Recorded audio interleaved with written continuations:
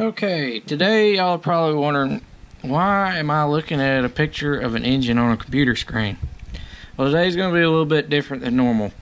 I had a request. Georgia Swamp Man and me were talking on Facebook the other night, and we were about something, and we got on the conversation of new tractors and the emission systems on them. And he's in the market, possibly in the future, for a new tractor, and we were talking about which emission systems are best and what's the best options as far as just the emission systems and not the brand. And he asked me to make this video on how these emission systems work so that people could understand it a little better, because it is so confusing.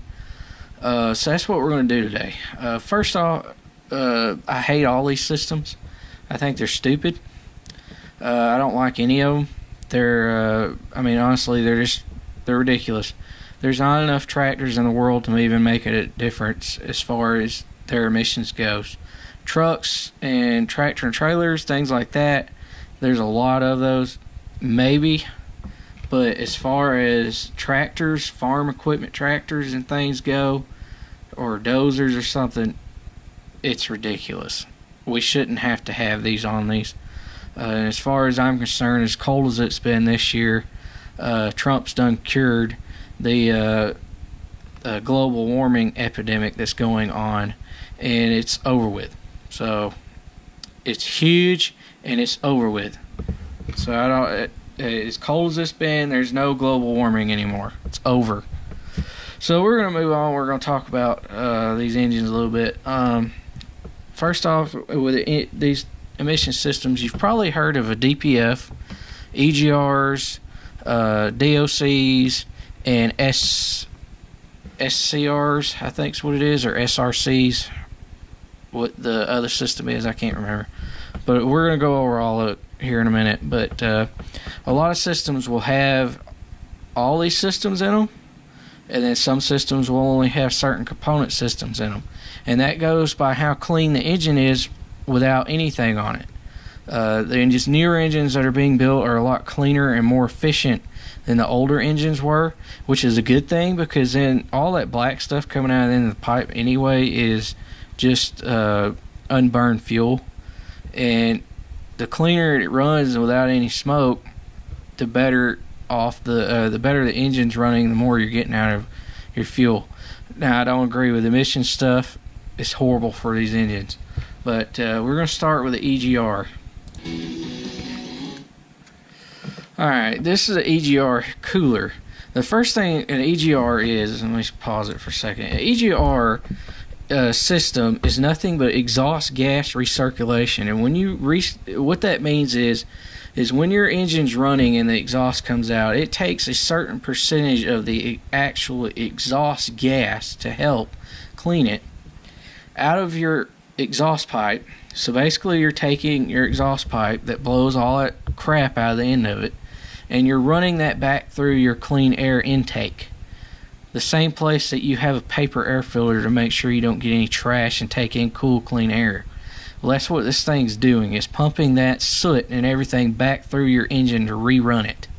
So what this system does is it takes the exhaust gas out of the exhaust and it recirculates it, and it has to cool it first, because you want cool air. The way engines work is the colder the air and the cleaner the air, the more horsepower and torque you're going to make. So what it does is it cools it. So it runs through this cooler that's circulated by has kind of like a radiator does, but it has a coolant running through here to cool the exhaust gas as it passes through tubes.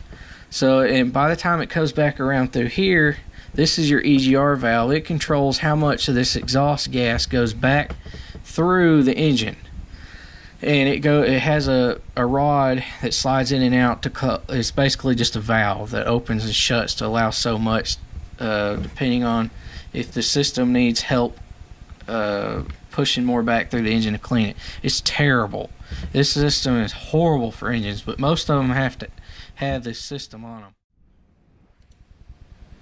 So this is your DOC. It's a diesel oxidation catalyst.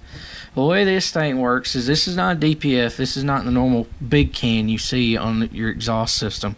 This is that little can that's generally underneath the hood of your tractor. What this is it basically, as the exhaust passes through, it has these elements in it, kind of like a catalytic converter, but it's not. That takes certain elements like carbon monoxide out of the exhaust coming out of the system, so that way you're not pumping carbon monoxide into the air. This system, the DOC actually doesn't require really any maintenance. It doesn't have any moving parts or anything. It's just basically a chemical reaction filter. It doesn't catch anything, but it has through the chemical reaction it lowers carbon monoxide and a few other things. Okay, so this is a DPF. This is the thing that everybody hates, that everybody cusses, and that everybody dreads, because this is the one that has to have the burn off. And this is all part of a system. Most of your systems will have an EGR, a DOC, oxidation catalyst, and then a DPF. And now they've added this SRC system in, which is where you get your blue DEF, but we'll get to that in a minute.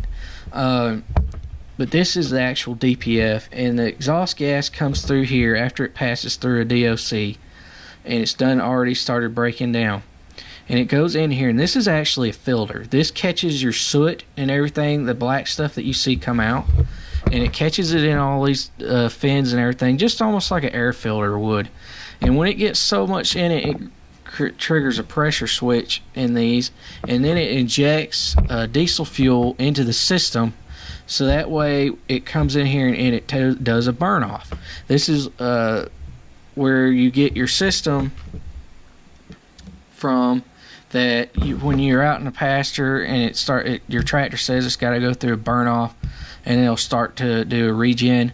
Or a lot of systems you have to park, or if you go out in your tractor, and you go get your bale of hay and it goes into burn off, the problem with it is you cannot turn the tractor off, and you have to leave it at a certain RPM, probably for good. Systems do it at different rates, but a lot of them does it for an hour, and you have to leave your tractor running for an hour at a certain RPM and walk off and leave it. And these things get extremely hot. This is what gets so hot in the emission systems that everybody has a lot of trouble with. It causes fires and everything. And I do not like this system that has a DPF. These things are junk, because the problem with these is even when they do a burn off, you'll never really get this thing fully clean. It's almost like taking an air filter and blowing out with an air hose. You can blow it out so many times, but after a while, blowing it out ain't going to do no good anymore, and you're going to have to get you a new filter. And these things can run anywhere from 2,000, I've heard, all the way up to 8,000 or 9,000. So and a lot of tractors, you're getting anywhere from 2,000 to 3,000 hours out of one of these. I'm going to bet it's less than that. I have this system on my truck, and it's terrible. I hate it. They're good for about 50,000 miles on a truck, if you're that for that long. They're just terrible. So now we're going to move on to the next one. Okay, so now we're going to talk about SCR system. Now keep in mind, some manufacturers use multiple systems together on tractors to eliminate the emissions coming out of the engine. It all depends on how clean the engine is when it's going through the exhaust, to how many of these systems. Now some use all these systems on one tractor just to clean the exhaust gas. Some don't use as many. Some use some better parts than others. It all depends on what the engine's producing and how hard it is to get rid of. So this is a SCR system, and what it does is it injects urea. This is where your urea comes in play, and down through your exhaust tube, which it never goes in the engine. It's just injected into the exhaust. Almost like the diesel fuel would be on a DPF. But some tractors use both. Now this is two basically catalytic converters. They're called reduction catalyst, but they're basically catalytic converters, just like your car would have, that's been around since probably, the 60s. They're basically empty tubes. And what happens is when they're made to where when the urea gets in here, it goes through a chemical reaction, as you can see in this animation. There's your ammonia. And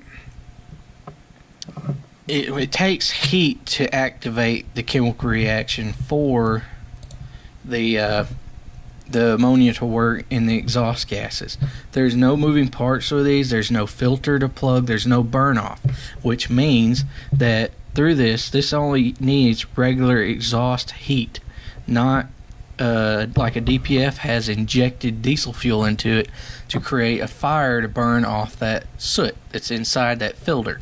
These don't do this. They only use your regular exhaust heat. So that's the difference in an SCR system on a tractor and a DPF. If it's just solely SCR, is you're not having all that heat that comes from a DPF or the diesel fuel use that a DPF uses to do that burn off. Only thing you are using is urea, and depending on how clean the engine is how much it's going to inject. But now we're going to go back here a little bit, and we're going to look at Massey's system. Now this is Massey's system. They're the first tractor company to put a SCR system on their tractors. Now, if a Massey has Blue Def, chances are it's using this system. And what's unique about this is it doesn't have an EGR and it doesn't have a DPF filter, which is great because you're not putting exhaust gases back through the engine, which is terrible, and you don't have to deal with a burn off and all that incredibly hot heat that comes off of DPF. So what it does is you basically have a pump that pumps the urea up, and this is a DOC. Remember we talked about the DOC, and the DOC just uses a chemical reaction to take carbon monoxide and other things out of the exhaust gas. So it's not a filter, and it's not going to plug or need anything really service-wise. It just passes through it. It's just like a pipe with some elements in it to get rid of carbon monoxide and stuff. It's not going to plug or anything. So you don't have to worry about burn-offs, plugging, changing it out, all that crap.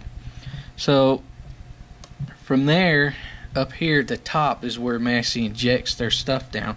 So your DOC is over here, and then it's ejecting that down into the exhaust system.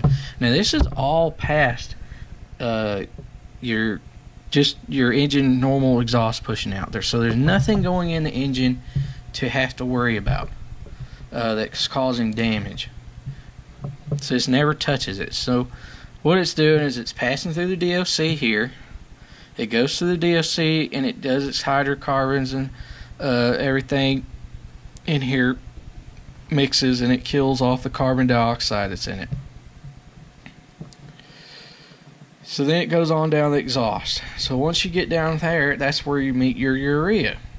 Your urea gets injected into that exhaust, and then it pushes on down the exhaust, and it's still not really doing anything except the urea is mixing in with the rest of it, because that's where we're going to get to here in a minute. So now it's coming down that tube I was showing y'all, which is your exhaust pipe. So it's injecting right here, and it's coming right down from there across, and it's going to go back up here to your two cats, right up here and out. So all it's doing is just using chemical reaction. There's no filters, there's no really plug ups, there's no burn offs. The system never gets any hotter than a normal exhaust does.